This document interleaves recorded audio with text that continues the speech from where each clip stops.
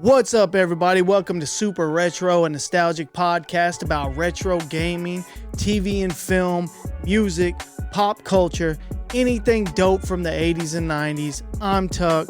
That's Will. What's up, y'all? What's up, y'all?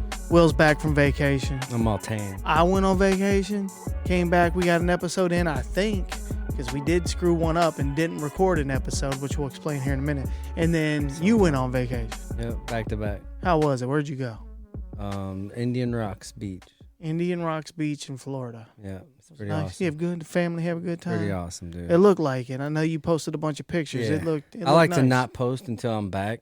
So people don't know. move. Yeah. Yeah. Because I had all those just But- stored. But here's the thing. You know, I used to do that, but guess what? What? What I've created for myself. Don't nobody know where I live. No, me neither. Don't nobody know where I I live. thought that too and still did it. I know. Like I was like, nobody even knows.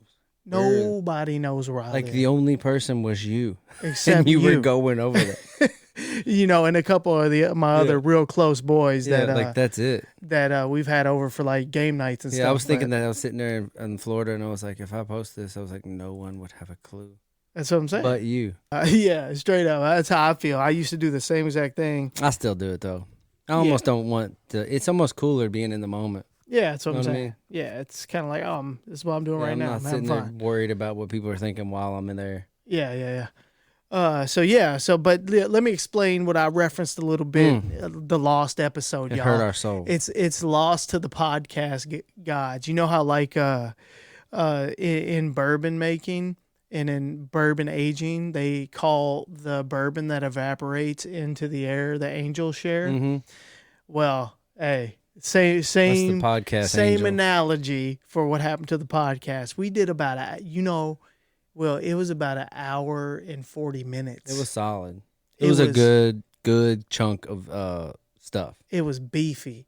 So what I'm saying is we get about an hour and 40 minutes into this whole podcast, and I realized that we weren't recording. Yeah, you looked up out of nowhere and just got up and walked away, and I was like, "What? What just happened?" I just stood up and got up and didn't say shit and just let it all sink in that the camera had not been recording. And then for I looked up over an hour. and saw. I was like, "Oh, Yeah. we're stupid." But like I've gotten so used to setting this equipment up pretty quick now. Used to, I would set up like 5 hours before, or like the day before to do this, because this is in my basement. You know, my kids are always down here. Shit, like we actually live down here too, so We can't keep this shit. can't keep it set up. So I used to set it up like the day before and just shut the whole basement down. But now I'm getting to a point where I can, if you text me on my way, I can have this shit set up, Man. quick. But in the mix of setting all that up, set the camera up, just didn't hit record. It happens, man. Yeah, so there is a podcast out there in the universe that it was just me and you, dog. Yeah, It was Ain't just that me and funny? you, like the It old was like, days. and then after we realized it, we were like, "Let's try to do it again." And I did post an outtake from it on our TikTok page for the subscribers only. Man, it hurt. You could see the hurt in Tuck's eyes. It was rough, man.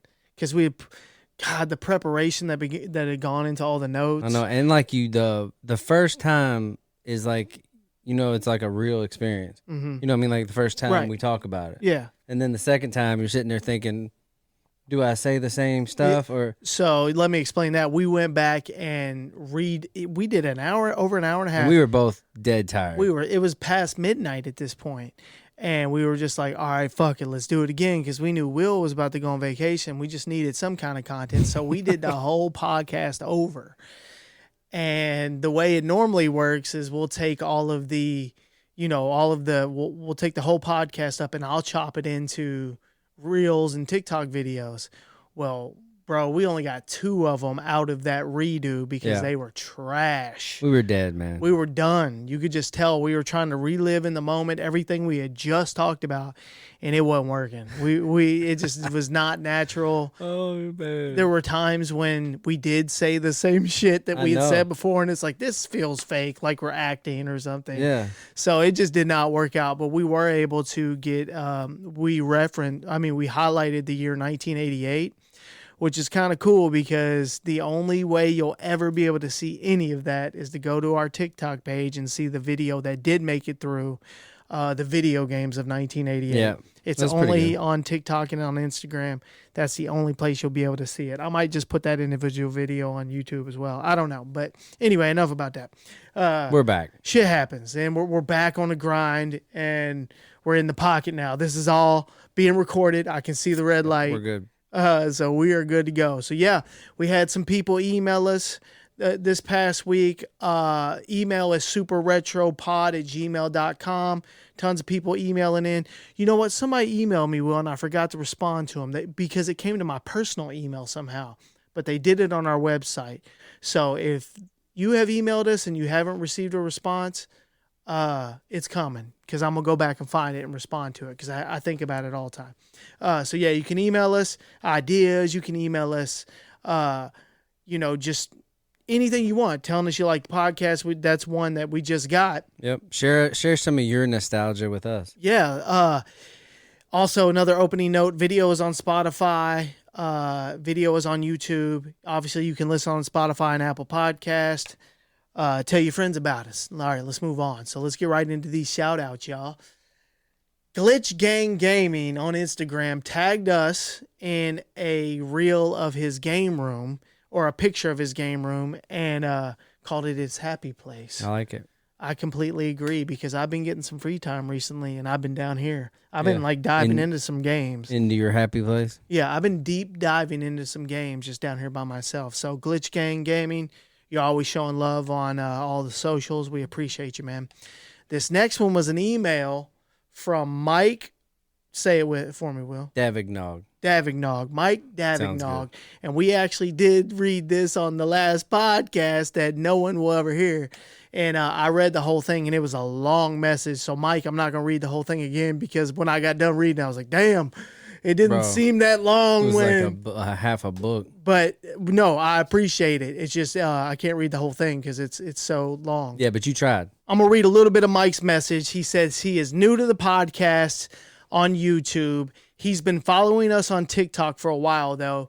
He had some ideas. He was thinking of a podcast that would include overlooked cartoons, an era of overlooked cartoons. And he goes on to say, my favorite was Mask, the gas station set in the mountainside. It was almost like a Batman kind of theme with a rich guy by day and also being a superhero as a second job. I was disappointed when Netflix did the Toys That Made Us series and never included this show. Will, you like Mask, Will? Yeah, I agree with that because, Mask is like super underrated when it comes to like OG cartoons. When we were putting this whole thing together, you early on were talking about Mask. It was one of the first ideas you had. Yeah, those toys, man, I was like, that's a special place in my heart. So I know it's like nostalgic for a lot of kids. We need some Mask toys. Yeah, I don't think I haven't been on eBay trying to find, but I want the good. I got you. Like they had some with like the red car with the doors that go up, like the Teslas now, But back then, it was like, what? Yeah. And I found some on eBay that were like the doors are gone or something, one door, and I'm like, I can't get that, bro. Yeah, when you try to find the authentic ones that aren't like sealed and $1,000, any old school toy, it's always missing something. Yeah. It's always faded. Like I can't take a Snake Eyes with one arm on G.I. Joe. Shit. I was gonna say that too. We don't have any G.I. Joe down here. This is bullshit, man. We gotta get our shit. Some together. He-Man. I've looked up. I went down a rabbit hole on eBay about just. If you're anything into collecting anything retro or anything nostalgic, like you need your eBay credit card or taken off. Like you need your money device taken off of eBay. Dude, I wonder how much money we've collectively spent on my eBay. God. Unbelievable. That's where most of this shit comes from that we have down here. And you say that. I remember recently looking at, anyone remember the Mad Balls, but not just the Mad Balls, the ones where this one right over there. Yeah, that's a Super Mad Ball. The where it was the figure and you would hit the button on the back and you told me about it. And the head would shoot. So I found it was the purple one, the Cyclops with the horn on top of his head. I found that on eBay recently for like $120, but his horn is like rubbed because the material was like soft. Man, that was bound to go. That horn rubbed off, so this thing had been used. Like I'm not saying I want a new one. It's like you want somebody's collection that hasn't touched it since it 80s. Came out. Like, I want some shit in good condition. Yep. You know what I mean? But Mike, hey, thank you for stirring up some memories, dog. Yeah, man. I agree with you, bro. I'm on your team. I'm on the mask squad. He's all about mask. He references it. He says it a few times. And he goes to say, I hope that this is one of the many ideas I can throw at you guys. Man, come on, all day. He said that he enjoys the content. Anytime you want to send us an idea. Yeah. But one thing I'm not that great at is giving shout outs to the people that gave us the idea, because I'll put them in the notes and I'll forget to add who put it, and then I can't find it again. Hey, man, we're listening. Mm-hmm. But I'm getting better about that. So if we do, don't take it personal if we forget to tag somebody in an idea they gave us. He said classic movies are great. But, hey, you know what, Mike? Thank you for taking the time to email us. That's awesome. I personally did read the whole thing. I'm pretty sure I already responded to you. But yeah, it's Super Retro Pod, y'all. superretropod@gmail.com if you want to send us an email or follow us on all the socials, and we check those too. All right, y'all, let's talk about some water balloons in the 80s and 90s. That was I hated them. Yeah, bro. Every time somebody got water balloons, start filling them up, I'm like, Jesus Christ. You about to get soaked. Here we go. Look, though, I have a beef with water balloons today because now you can get these at anywhere. You can get them at Target, Walmart. I already know what you're going to say. Costco. These all-in-one joints where you put it on the hose, they fill up, and then they drop off. First of all, that is a genius idea. You know why, though? This whole bit you're about to do, that guy knew that. Mm-hmm. You know what I mean? Yeah. He fixed it. You put it on the hose, you fill it up, and they drop off, and they already got the rubber. They already tied for you. On one hand, it's a genius idea. On another hand, it is taking the nostalgia away, or part of it away, for me, because now they just fill up, drop off, and the kids expect 80 water balloons off top. Bro, once the first time I saw that, yeah, being a dad, and I saw them all fall in a bucket, I was like, you are a spoiled little kid. 100%. Because I was like, back when I was a kid, if you even got a water balloon to the point where it was tied and you could throw it, it was like gold. That's exactly the point I was going to make. It's like you had one, you're like, holy shit, I get to throw it. And then, it was a fucking accomplishment. Do you know what the worst part after that was? What? It's when you'd have that and you'd about to throw it and it would just bust pop in your hand. And you'd like, from the force. All of that work down the drain.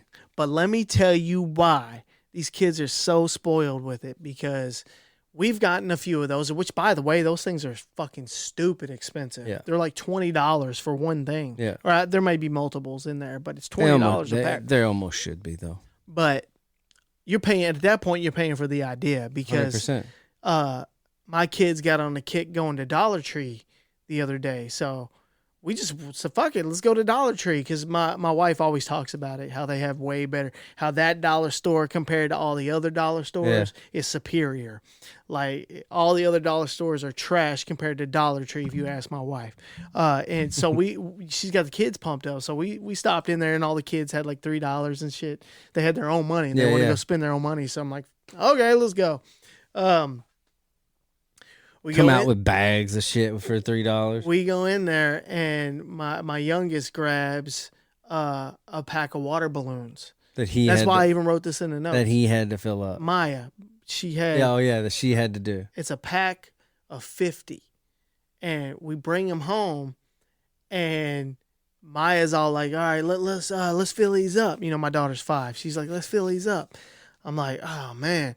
First of all, I couldn't find any sink in the whole house that it would fit over, because now the spouts have changed on the spouts have all changed. They're all real wide. That's hilarious. I didn't even think about that. The aerator's up in the neck of the faucet. I can see the faucets I use right now in my brain. That's right. Just see those weird. It was small, and you just put it right over it. Even how little the balloon was, it would fit. Right. So it wouldn't. The bathroom sink was splitting it. It was so big. So I had to fill up all these goddamn water balloons with reverse osmosis water.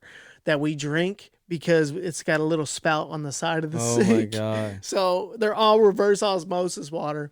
And, but anyway, the point is I originally did like 6 or 7 of them, and it was a good amount of time to do 7 water balloons. She finally gets her brothers to come out and play.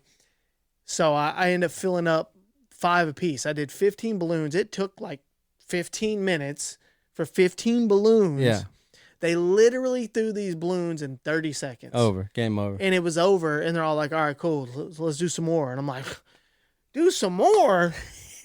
Yeah, I just spent 15 minutes on 15 water balloons. You should have been like, hey, let's see if you can do it. I did. So I did some for them again, and then they wanted more, and I was like, y'all got to do them. So they started filling them up, and Mason could tie them. I got in there and started to help them tie them, but they filled them all up, and it took so long. I'm telling you. I was like, this is how you used to do it. I was like, when you tie this new balloon, bro, when you tie this water balloon, it becomes part, you respect it, and you're like, I'm about to go into battle.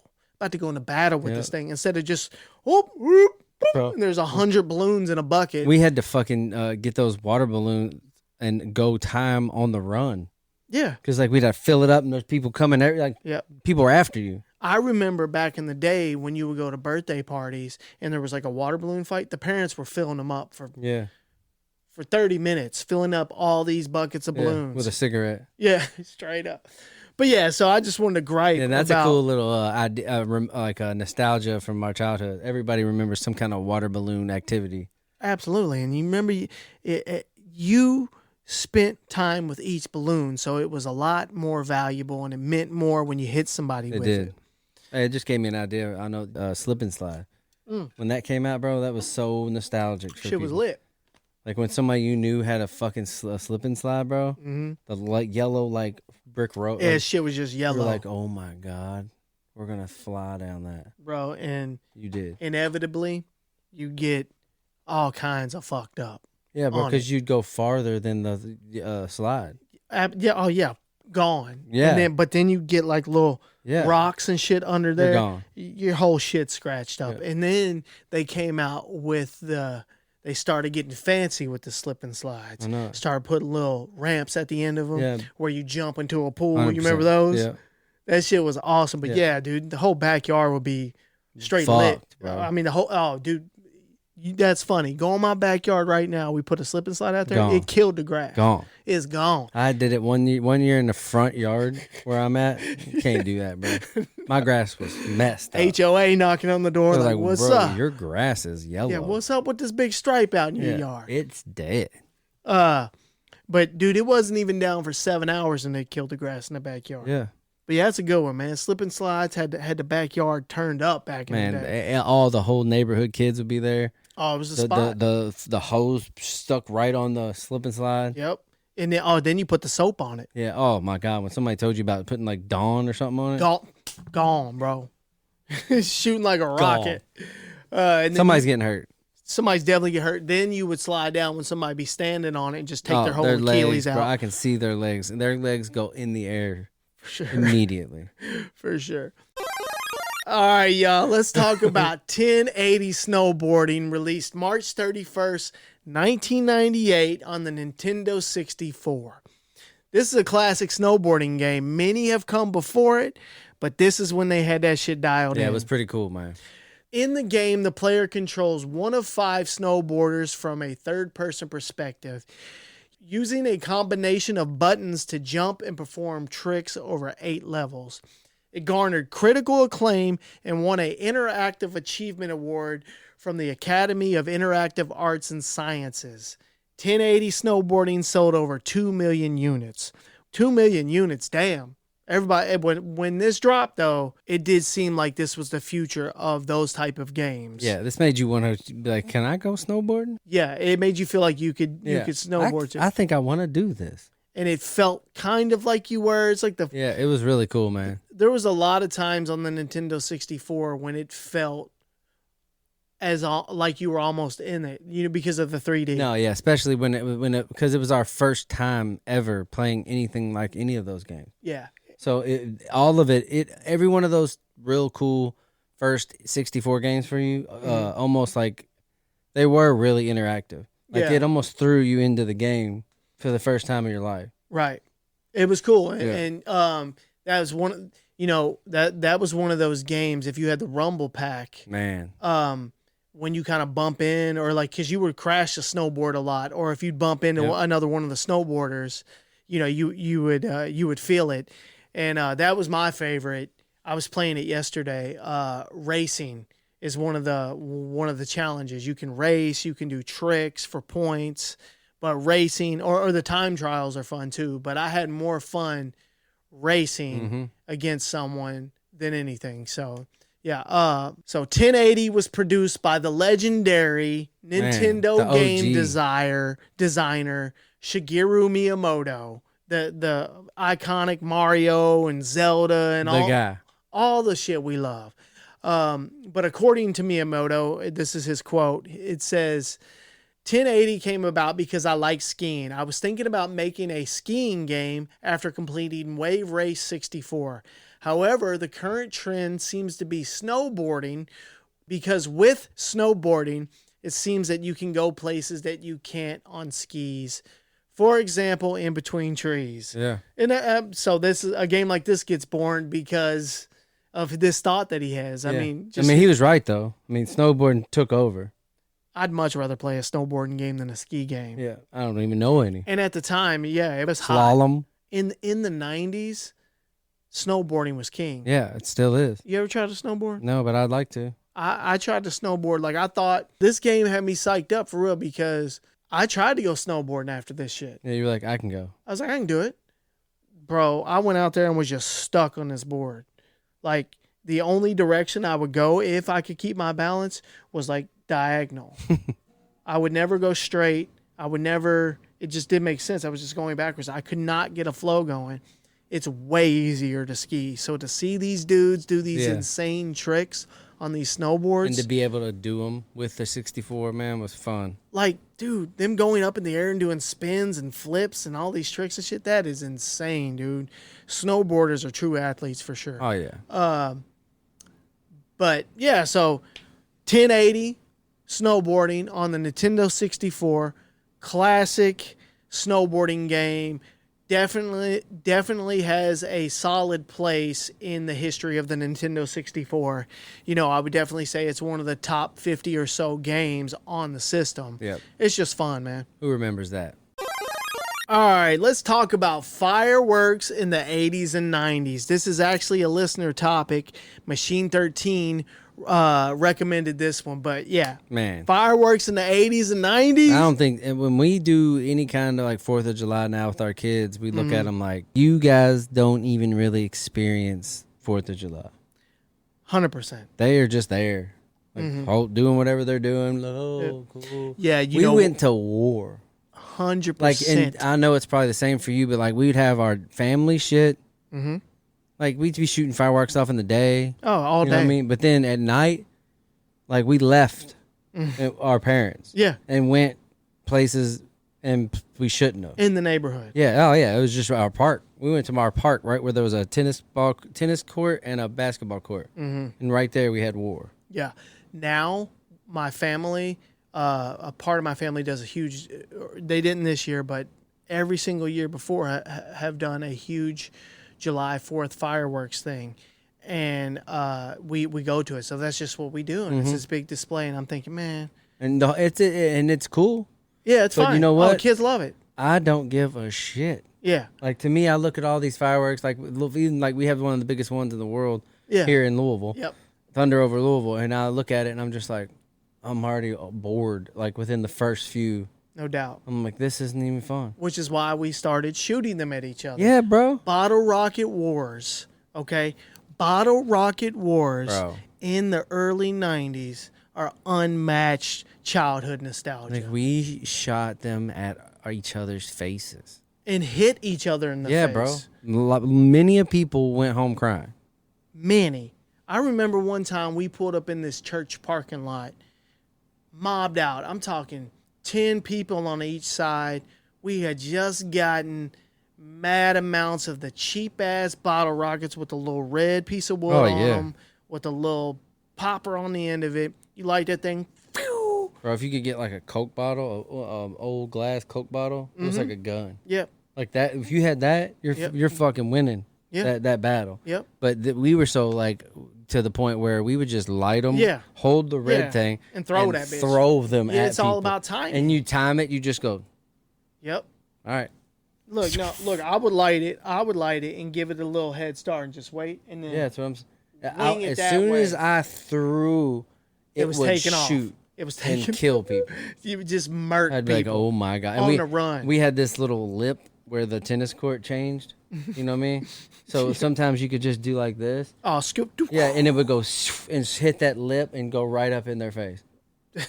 How God crazy damn. is that? Like that's how we rolled. And then the finale or the rabbit in the hat, if you will, is when you pull that Roman candle out in slow motion. You know what I'm talking about? That's illegal. Those were illegal. That shut the whole. Yeah, that's the grand finale. The Red Sea parted when you started shooting that. That's when you Roman had an candle. automatic weapon at the bottle rocket fight. Yeah. You're like, hold on, bro. You can't do that. You can't be busting out the Roman candle. Somebody might die. Yeah. Because then you have some are different. But yeah, dude, also to your point a minute ago, I used to go I would leave as like an 8-year-old, bro. Like for real, a 9-year-old in the neighborhood and just leave and go to where the fireworks spot was at. Yeah. Like who's lighting the fireworks tonight? Yeah. Oh, there's this last year I remember this one guy who's doing something illegal. He had chairs sitting out. Like I went to somebody's house I didn't know.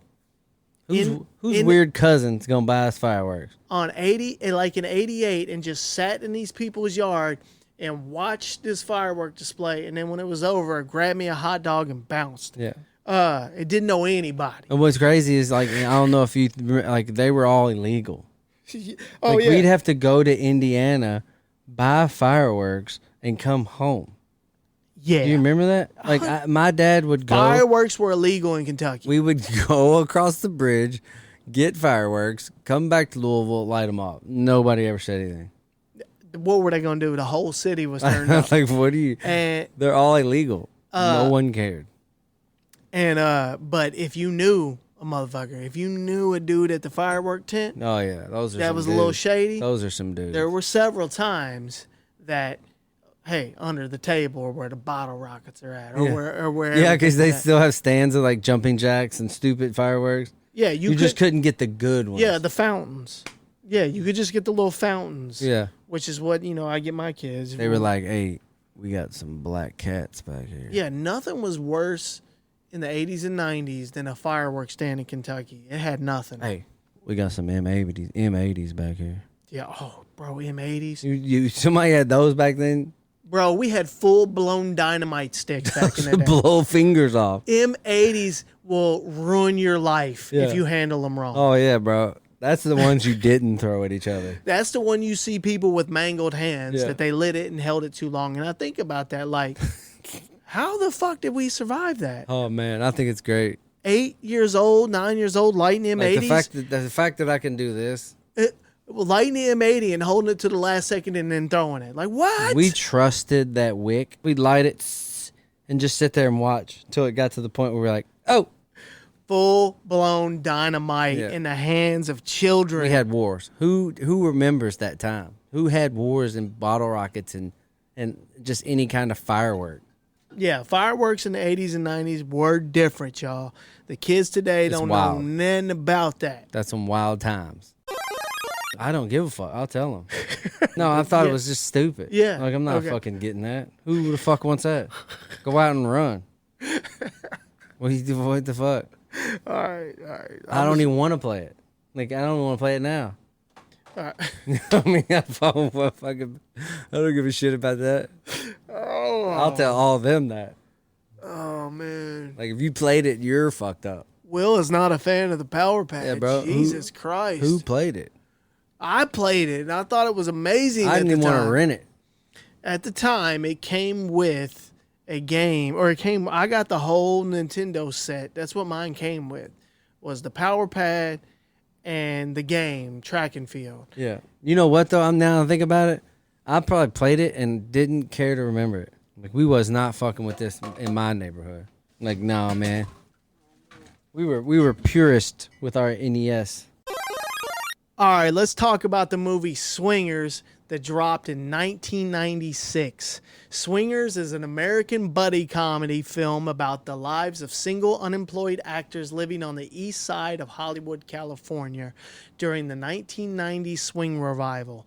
Hilariously written by Jon Favreau and directed by Doug Liman, the film starred Favreau alongside Vince Vaughn, featuring performances by Ron Livingston, which is our boy from Office Space, and Heather Graham. Favreau went on to be a super successful director, man. Yeah, he kills everything now. Dude, Jon Favreau went on to do some dope movies, directing. Yeah. He didn't direct this film, but he wrote this movie. Yeah, he definitely had a run in show business. My guy directed Elf. Yeah. I didn't know that. I do. You knew he directed Elf? I had no idea when I was looking into it. I was like, damn, Favreau did Elf? He's still making money off Elf. Elf is so good. And he did The Mandalorian, which I've heard you talk. It's the fucking creme de la creme of Star Wars now.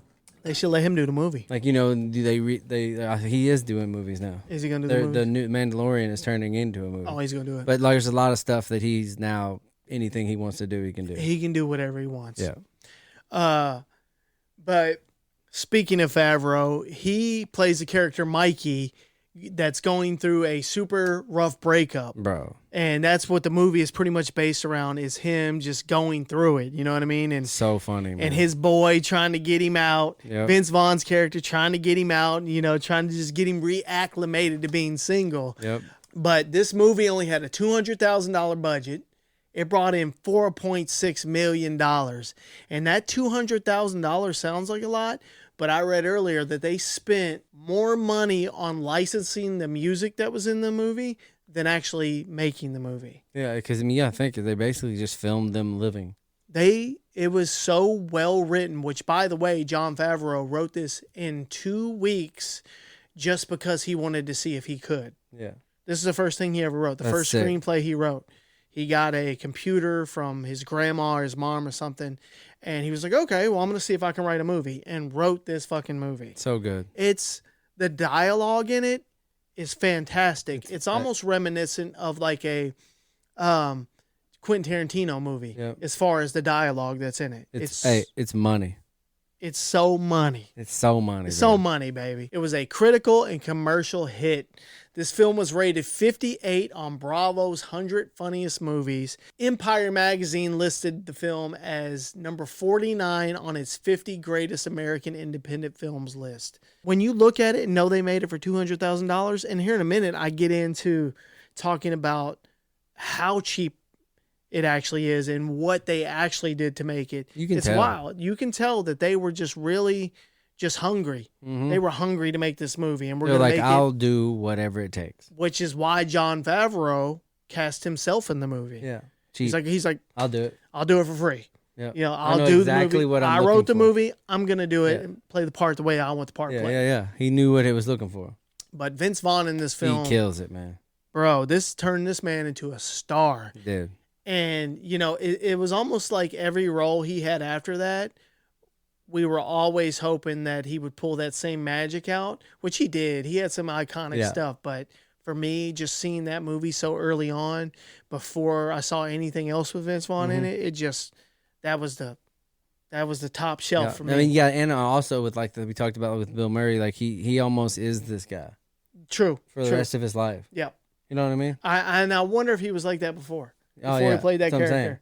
Yeah, it's because he was like, I'm writing this for you. Because it seems like he was always trying to play that character. Yeah. There's so many scenes that I could talk about, that we could talk about for so long, when he finally got that girl's number. And everything you're about to say, that part is so funny. Where they're telling him how many days that he should wait to call. Bro. To call her, and he couldn't have fucked up more. My guy let his intrusive thoughts win. Bro, he called her 1,000,000 times. And got in an argument with her or like, this isn't working out. Bro, he called 1,000 times. And never spoke to her. She never called back. He left voice messages where it would go off where it was too much space. So he would call back and finish his thought, bro.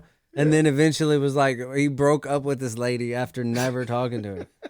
Like, he had a whole relationship on a voicemail system. Which is... That has happened, bro. That's what's so funny about it. That part is borderline genius. Yeah, because that's not that's real life. Like, that was happening to people at that time. You know what I mean? Feel like Jon Favreau had to have done that to somebody. Or someone he knew. Like, that was written from a place of experience. Yes. That's one of those moments where it had to be real. Yep. Somewhere, you had to get that from somewhere. Because there was that guy out there that just wasn't good with women and had that one time where he got a number and went through a terrible spiral where he made one bad decision after another. Yeah. And was like, damn, I shouldn't have said that. And it just got out of I'm control. sorry. I'm sorry on that last message. I'm sorry that I said that. And then goes through something else. Like, how funny is that? It's a snowball rolling down a hill. Like, you watch that even today and you're just like, I know, it's like secondhand embarrassment. But they're telling him that he should wait a couple days, and then he's like, "Well, how many days do you wait to call your babies?" And they're like, 6 days. 6 days. Yeah, like, and they hadn't mentioned 6 days at all to him. They were telling him to wait 2 to 3 days. But yeah, classic quotable line. So good. You're so money and you don't even know it. I say it all the time. Or just the word "your money." Like, what a wingman. The best. He was pumping him up. He was the best. Like, he was lying to him. The whole time. The whole time. Where he's like, who's the big winner at the casino tonight? Look Mikey, at him. it's me. Mikey's the big winner. Dude, my favorite scene in the movie is when they are all chilling in the apartment and they're playing NHL 94 on the Sega Genesis, and they're arguing back and forth about it. And he runs up. He keeps telling him, "I'm going to make Gretzky's head bleed for Superfan 99 over here." My favorite scene. And you know what? He ends up doing it too. Yeah. He checks him.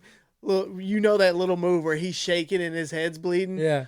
Hilarious, dude. I love that. Their little back and forth banter they have going on. The way they play that game in that movie, you can tell that those dudes really play that. They 100%. Like, that's real. And what's crazy is they captured that. That's like a time capsule. Yeah. Because now you go back and play it, it would take you a while to get back into that. But at that time, they were into that. That's how we were playing these games. Yeah, they were hurting feelings. Definitely, and because now you've had the experience of playing John Madden, where the players look real and this and that. At the time, that game was fun, man. That was as good as it got. Was playing NHL 94 on the Genesis. But yeah, their back and forth was comedy. All right, so let's talk about the budget. With this small budget that they had, Favreau agreed to cast himself in the movie to obviously save money because he's not going to pay himself.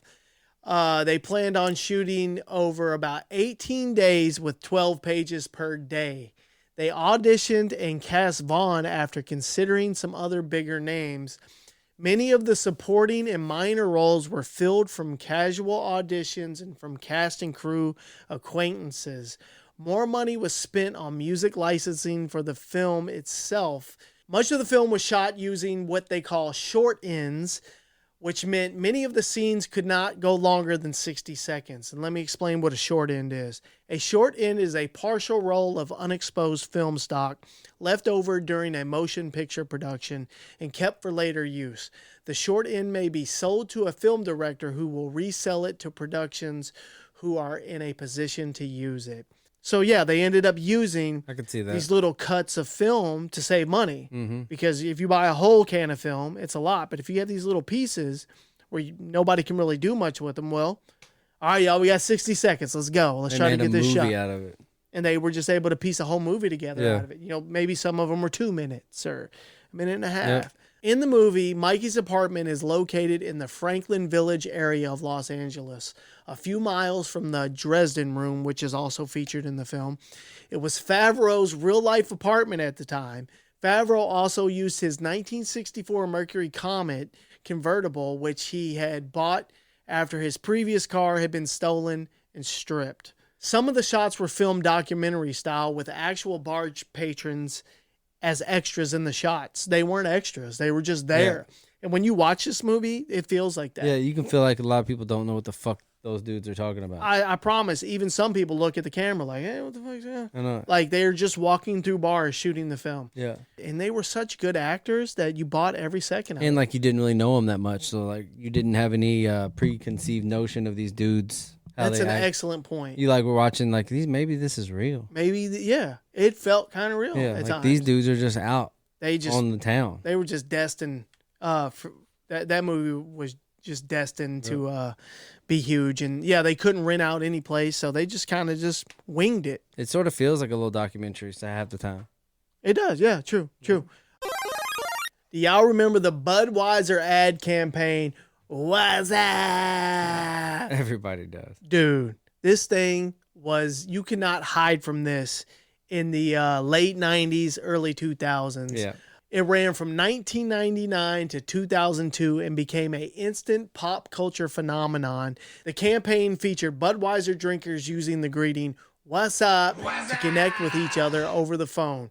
The first ad aired on Monday Night Football on December 20th, 1999, and another aired during Super Bowl 34 in the year 2000. The campaign was inspired by the short film True, written and directed by Charles Stone III, who was brought on by Anheuser-Busch to direct the TV ads. I'd say, oh boy, hit it out the park. Yeah. I'd say you'd be hard-pressed to find a more effective ad campaign than this. Like certain things in life, when you have one of those companies do stuff like this, like they hit home runs. It's a smash. Yeah. I watched it again today, which we'll watch it here together in a second. Still so good, but what's funny is they're all on house phones.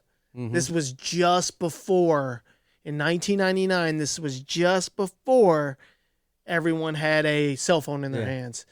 Because, they were still not free. The minutes weren't free. It was such a weird world where you had to be home to talk on the phone. I know. Telephones, man, they're strange. I showed my 11-year-old son a picture of a phone, and he really didn't even know what it was. He knew what it was. He just didn't know how it worked. We started explaining to him. Yeah. He was like, "That's stupid." It's funny, the signal for phone. Yeah. Like the picture, the little icon. They have no idea even where it came from. No. It's just like, oh, that's what it is. They just learn it from a child, from birth. Yeah. And that's what that means. Yeah. I don't know why, but that's what it means. I don't know why. There's a lot of shit like that, though, for us. There are a lot. We'll see symbols, and we don't know why it's a symbol, but it's because we use the old version. Yeah, it was born from something, which is cool. But yeah, so I love that shit. What's that? Yeah, bro. Everyone, unfortunately, has said that at one time in their life. Dude, everybody in school was saying it. Everybody, we were, young adults at that point, but yeah, don't think we didn't say that to somebody when they called. You walk into a crowded room and say it, everyone says it back. What's ups were going for like 30 seconds 100%, before it died down. Yeah. Come to a party. Oh, yeah. 500 people saying it. Straight up.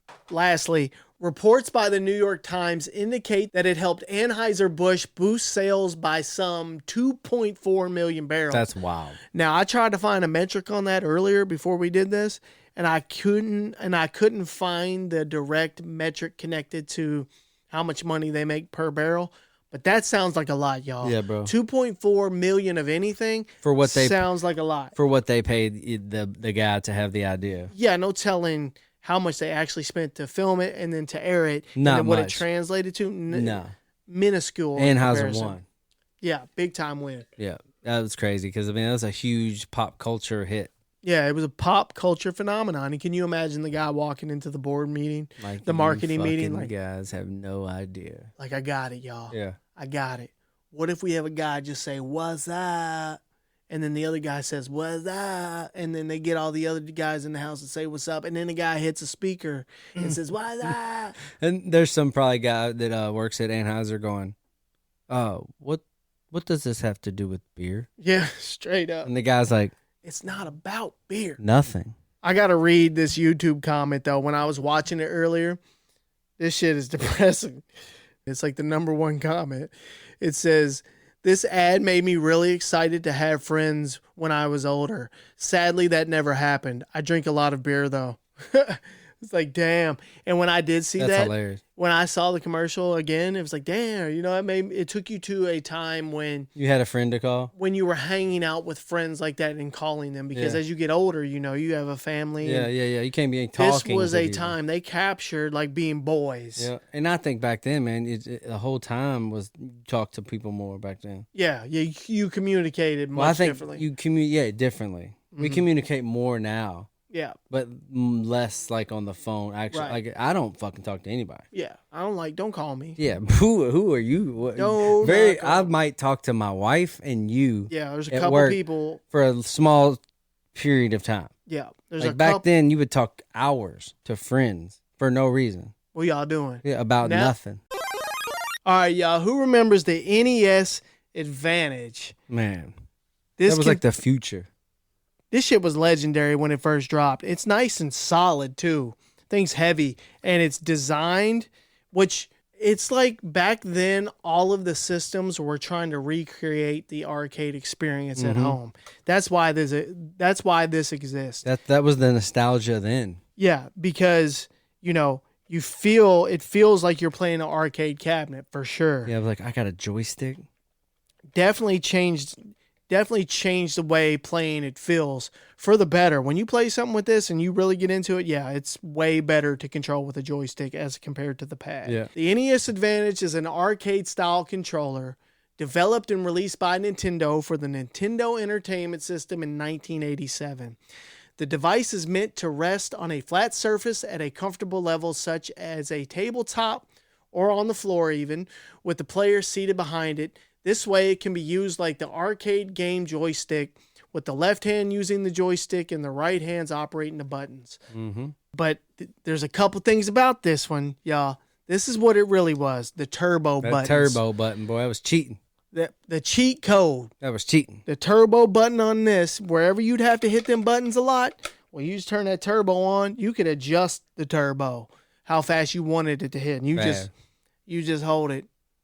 Whatever you're playing, whatever, if it took one of them, like on Punch Out or something, if you had to get up, yeah. You know what I'm talking about, how you got to hit that button to get up. It wasn't fair.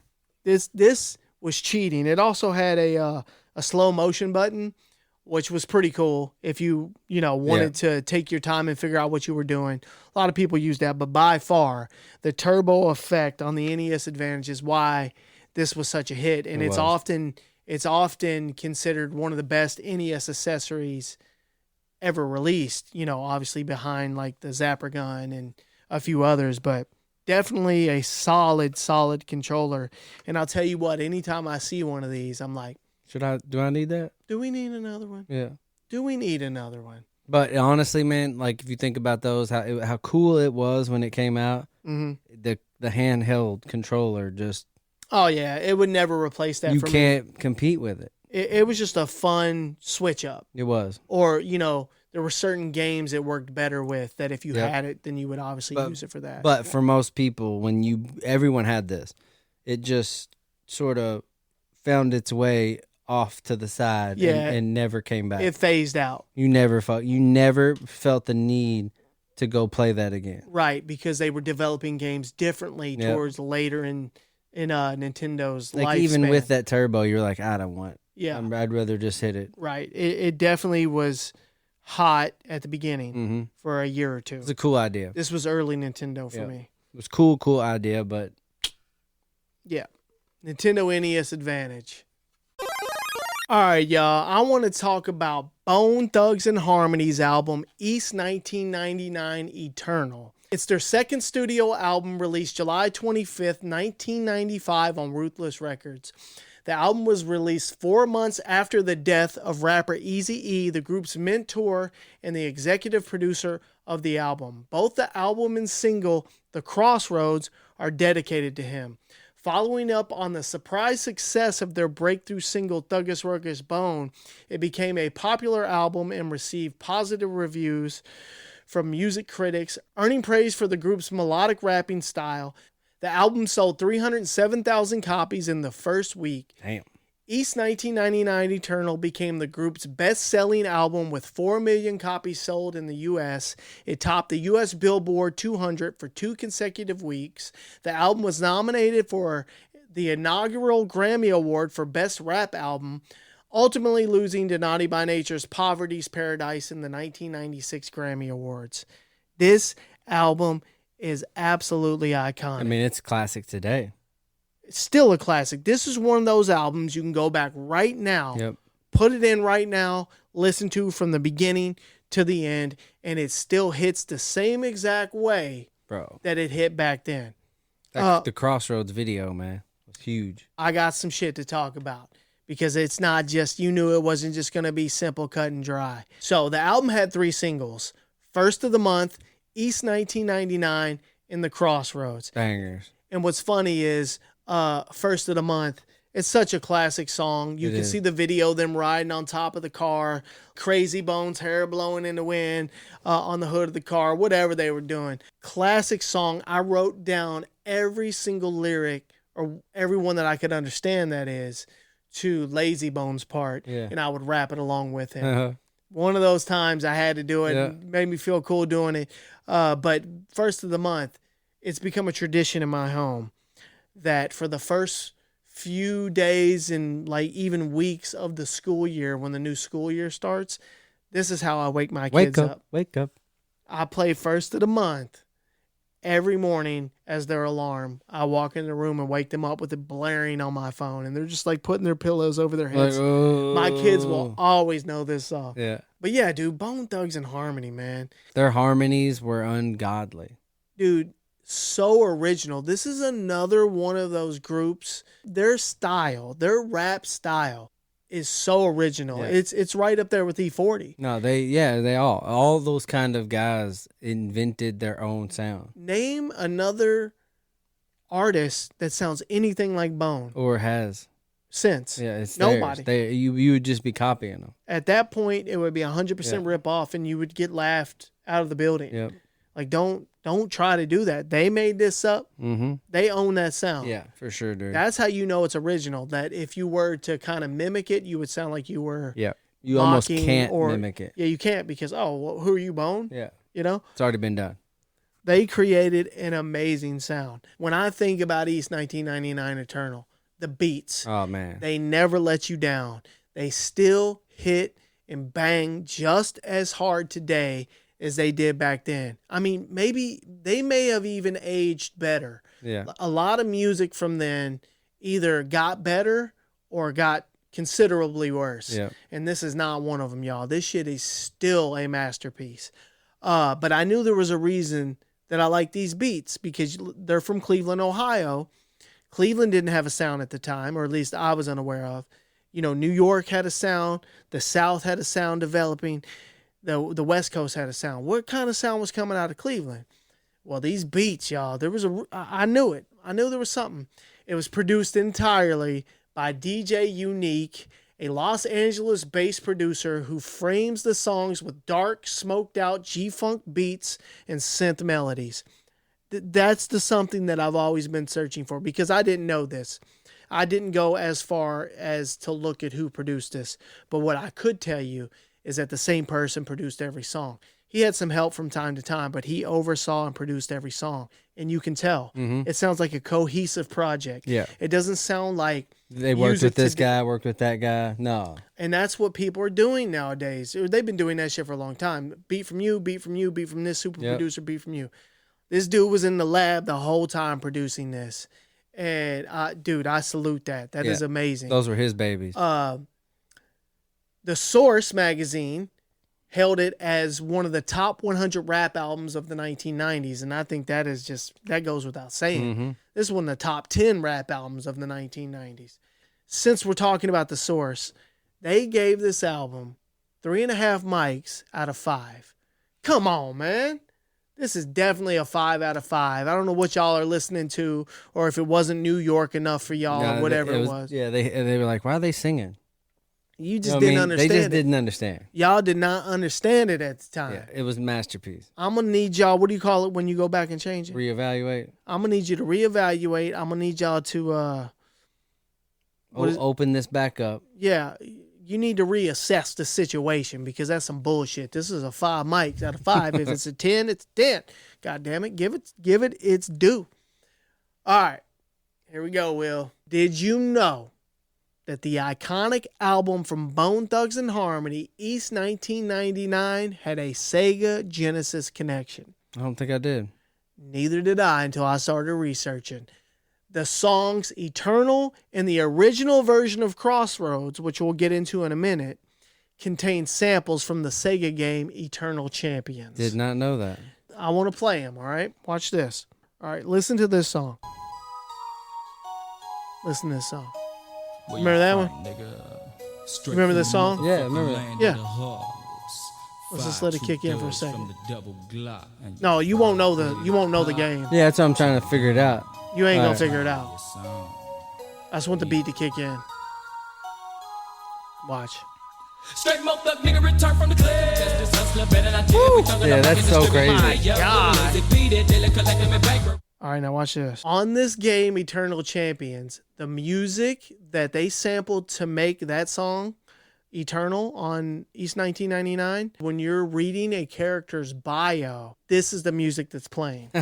How do you find that? It's literally called character bios.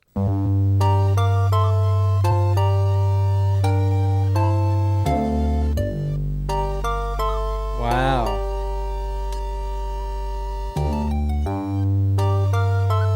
It even goes high. That's so wild, bro.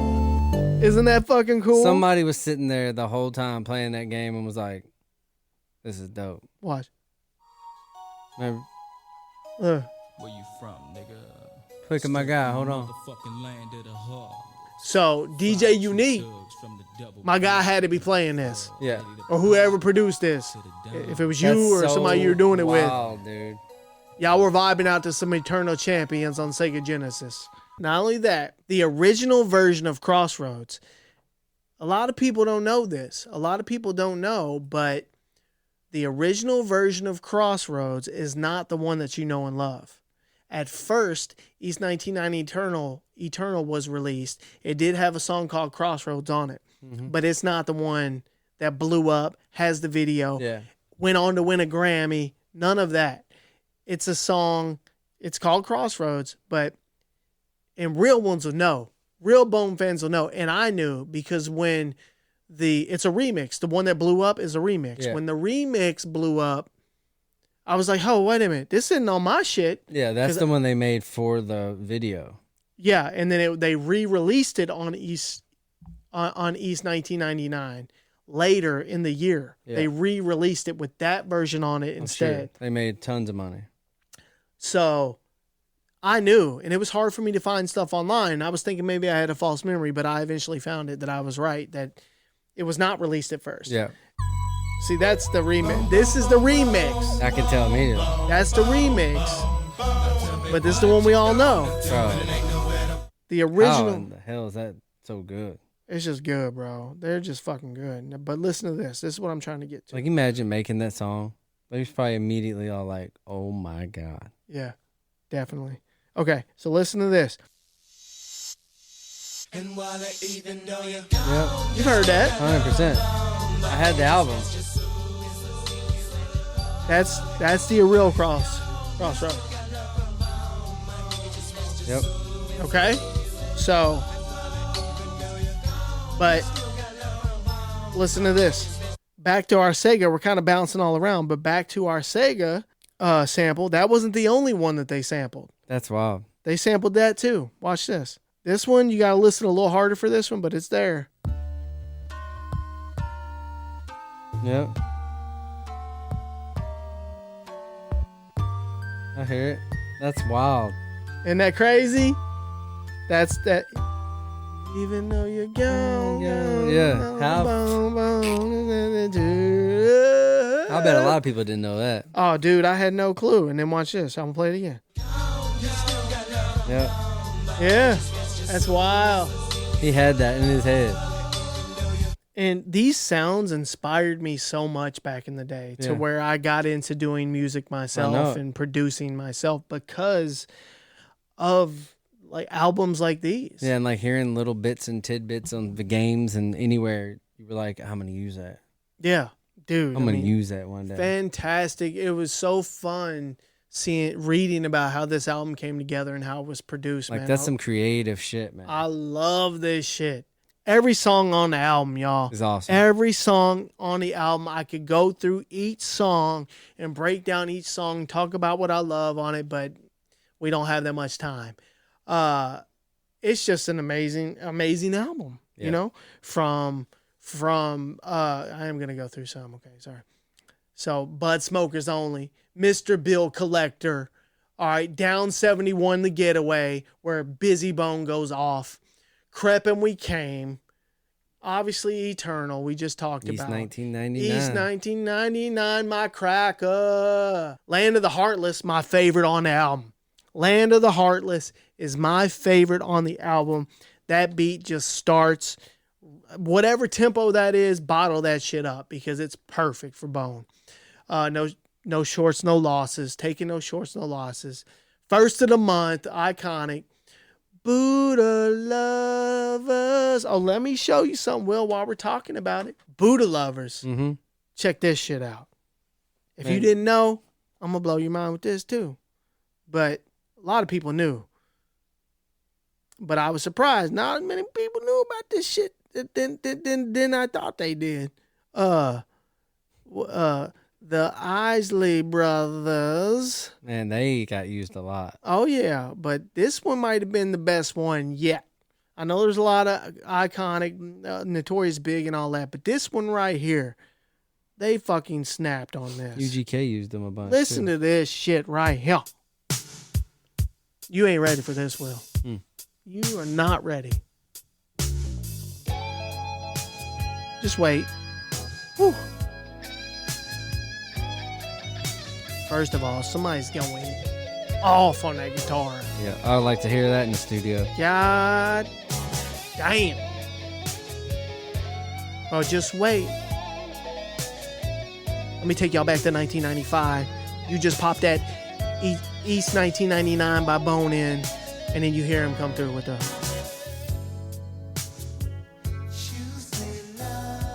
Just wait. Just wait.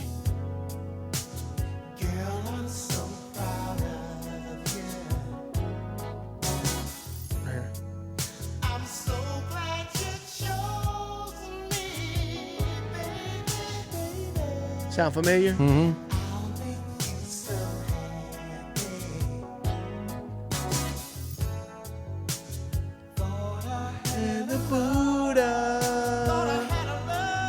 That's so, I mean, the Isley Brothers got copied a lot. All right, so there's that. And then that is so good. But Bone said, you know what? And for me, as a 14-year-old at the time, I didn't know about the Isley Brothers. It was like 94 or whatever. Yeah, you thought this was the original. I thought this was the original. And I didn't find out for a long time that this was not the original. I thought they hit me with these melodies out of their soul. What? Well, watch when Busy Bone comes through. He's all over that first singing melody. Watch.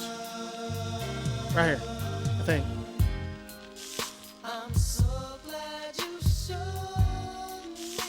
Yep.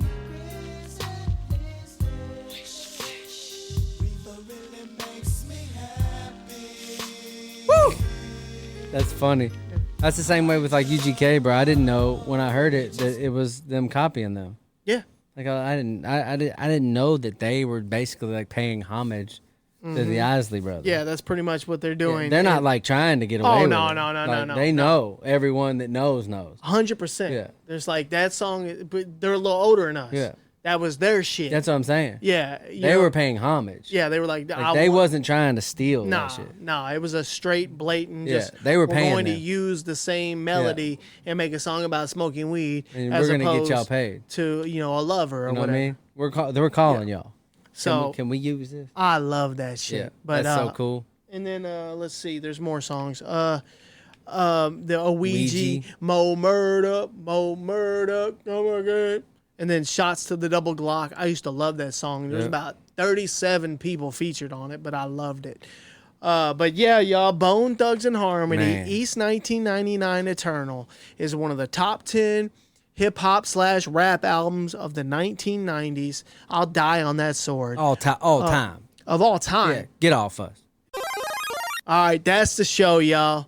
Thank y'all for sticking with us through it. Hope we gave y'all some nostalgia to live off of for a little bit. We talked about Bone Thugs and Harmony. We talked about a bunch of cool shit, man. We talked about water balloons. Yeah, like how you gonna go from Bill Murray to Bone Thugs and Harmony, 1080s, water balloon to snowboarding. Yeah, it was the NES Advantage. Yeah, that's some jumping around nostalgia right there. That's the way I think people like the shows. Yeah, when you can just take them on a ride for a minute and it's see not where the same thing. You're not gonna hear just about Nintendo or video games or music or movies or toys. Yeah, it's the whole life that we all lived. Yep.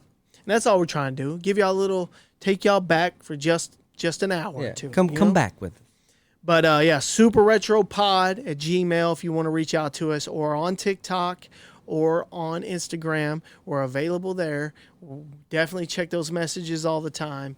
We just love that you're with us, man. Yeah. Listening to us every time we get one of these out. Yeah. Like you guys are there. And it's the driving force behind us. All the shit we do. Behind everything, because, sometimes it sucks to edit this shit. Sometimes it sucks to feel like you're on a deadline to get it out, and you've already waited a week and a half, and the podcast isn't out yet. It's going to go to 2 weeks. If people weren't asking for it, it would never come out. Yeah, I know. And that's one of the reasons why we keep, we're a podcast. Yeah. You know what I mean? First and foremost, that's what we are. We're not just making reels or TikTokers or Instagrammers. And when all that shit goes away, if it all went away tomorrow, we'd still be making podcasts. Because that's what we ultimately like doing. That's why it's in the email. Thank y'all for sticking with us. Hey, check out our website, superretropod.com. I keep saying we have merch coming up soon. Let's get together. Yeah, we'll get on it. Let's put our heads together on that, man. Because we need some more. Yeah, for sure. People ask for it. So yeah, that's it, y'all. Thank y'all for joining us. Yep. Like and subscribe. Hey, go to our wherever you take in the podcast, rate, subscribe, leave a comment, leave a review, all that good stuff, y'all. Until then, next time, peace. Later.